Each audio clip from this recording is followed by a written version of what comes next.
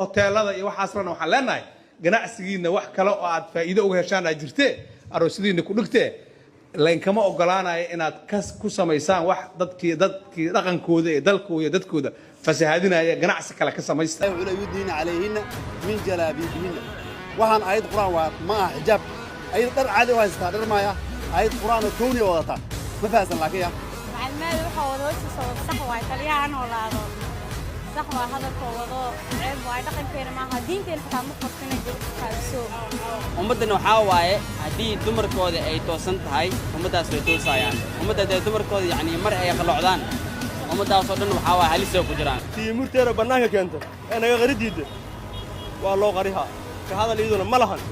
haynabe laamaha ammaanka waa unaad celinaynaa arrinta maanta ay soo saareen oo hoteelada lagu xadidayo dhaqan xumada magaaladan ka wada lagu xadidayo macalin mahdi seeftiisa banaanka ayay taalaa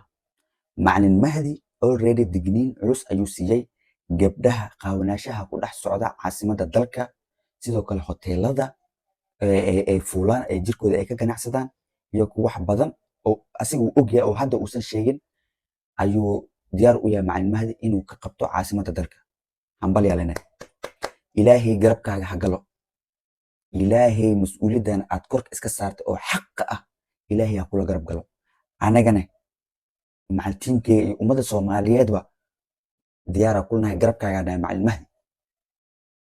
macalin mahdi hooshaada meeshaada kasii wad waad heesaa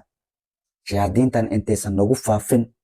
intaysan ummaddeena fasahaadinin intaysan gabdhaheena xijaabka ka ridin oo aysan lacag dartooda gabdhaheena aysan u dulaysanin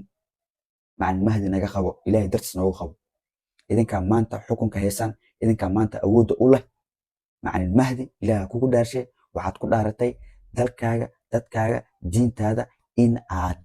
nafsadaada u horaysid libiskaasi waa karfantaada waxaad u wadataa in aad badbaadisid intaas inaad badbaadisid dharkaasaa u wadataa waana karfantaada macalin mahdi dalkaani u sheeg qoladan shahaadiinta ah qaala allahu tacaala qaala rasuulullahi sala allahu calayhi wasalam keliya inuu ka jiro uusan dalkaani diyaar u ahaynin faafinta waxaan ahaynin shareecada islaamka ciddii lagu arko dhaqanka reer galbeedka faafinta masiixiga diinta masiixiga